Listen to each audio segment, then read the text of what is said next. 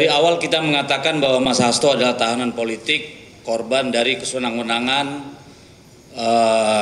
institusi penegak hukum yang memperlakukan beliau sebagai seorang kriminal.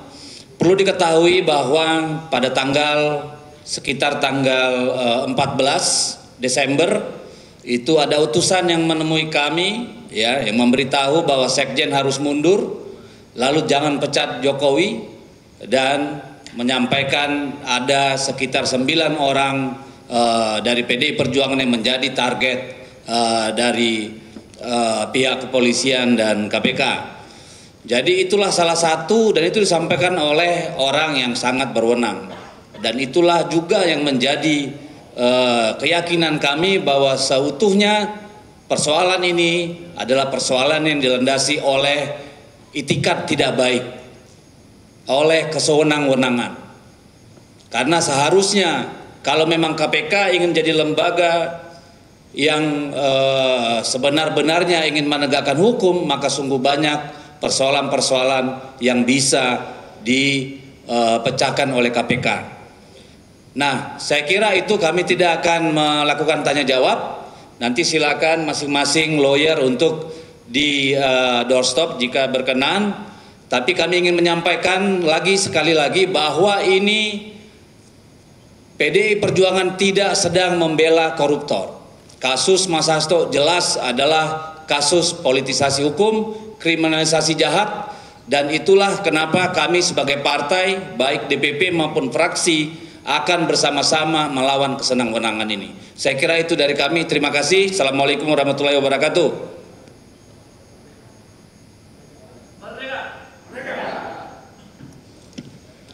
Teman-teman, nanti kalau yang media fraksi DPR RI PDI Perjuangan hadir di acara ini, kami akan menjalankan fungsi kami di DPR RI untuk mengawal proses pengadilan ini dan mendukung tim hukum P, didampingi oleh teman-teman dari POKSI 3, teman-teman dari fraksi DPR RI PDI Perjuangan di Komisi 3, pimpinan Bapak Dede, kemudian ada Kapoksi Bapak Safarudin, ada anggota-anggota Poksi Bapak Wayan, kemudian ada Mas Falah Amru, ada Mbak Dewi, ada Mas Gilang, dan Mas Pulung. Ini adalah anggota Komisi 3 dari fraksi PDI Perjuangan yang akan ikut mengawal proses hukum ini dan ikut mendukung tim hukum pengacara yang telah ditunjuk DPP PDI Perjuangan. Demikian, terima kasih. Baik, terima kasih. Merdeka!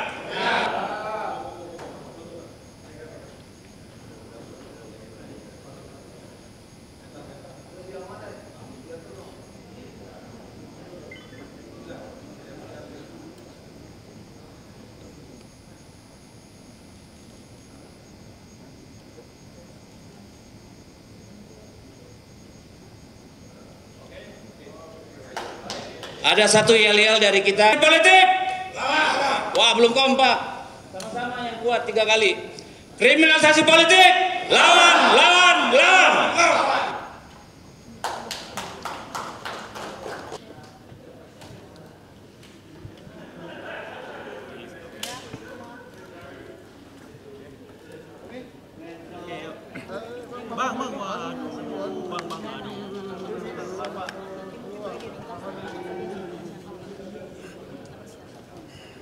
Ya, kami tentu fokus pada aspek hukum ya, karena memang berkas yang harus dipelajari itu cukup tebal. Meskipun setelah kami identifikasi, tim sudah melakukan identifikasi, itu sebagian besar itu mirip dengan berkas yang lama. Tadi bahkan dikatakan presentasinya cukup signifikan ya, itu mirip dengan berkas yang lama. Tapi kami tetap pelajari, lembar demi lembarnya, kami pelajari kalimat demi kalimat seluruh berkas tersebut. Kenapa? Karena sejak awal memang ditemukan sejumlah hal yang kontradiktif dari dokumen-dokumen hukum tersebut. Nah, karena ini akan diuji di proses persidangan, maka kami bedah satu persatu. Karena itulah kami bergabung menjadi tim hukum ini yang akan fokus secara profesional pada aspek hukumnya. Begitu mungkin. Silakan kalau ada pertanyaan lain. Atau sudah cukup? Mungkin bisa diceritakan bagaimana prosesnya Mas Febri bisa bergabung dengan tim hukum Mas Hasto, karena kita tahu kan Mas Febri juga dulu ex-jubir KPK dan mengetahui kasus ini dari internal. Ya, saya jadi advokat itu sejak sebelum masuk KPK. Jadi sejak 2012 saya sudah di 2012-2013 saya sudah disumpah sebagai advokat, dan itulah profesi yang saya jalankan saat ini. Saya pamit dari KPK pada Oktober 2020 dan kemudian secara full menjadi advokat. Tadi Bang Todung sebenarnya menyampaikan beberapa hal terkait dengan mungkin banyak pertanyaan ya dari teman-teman, kenapa kemudian katakanlah Bang Todung adalah tokoh anti korupsi kemudian menangani kasus korupsi, karena melihat begitu banyak persoalan dari aspek hukum dalam proses penanganan perkara ini dan juga dari substansinya. Kalau terkait kami masuk kemudian pada tim hukum untuk proses persidangan perkara pokok ini, tentu sebelumnya sudah ada diskusi ya, dan kami mempelajari terlebih dahulu. Jadi kami pelajari ada 2 putusan pengadilan yang sudah berkekuatan hukum tetap, karena putusan pengadilan itulah yang menjadi pegangan paling kuat. Seharusnya bagi semua pihak itu jadi pegangan paling kuat. Dan di putusan pengadilan yang berkekuatan hukum tetap untuk 3 orang terdakwa tersebut sebenarnya sangat jelas. Tidak ada peran Pak Hasto Kristianto yang kemudian bisa membuat Pak Hasto dijerat sebagai pemberi suap, dan seluruh sumber dana yang diberikan pada Wahyu Setiawan menurut putusan tersebut, fakta hukum yang sudah diuji di persidangan tersebut itu bersumber dari Harun Masiku.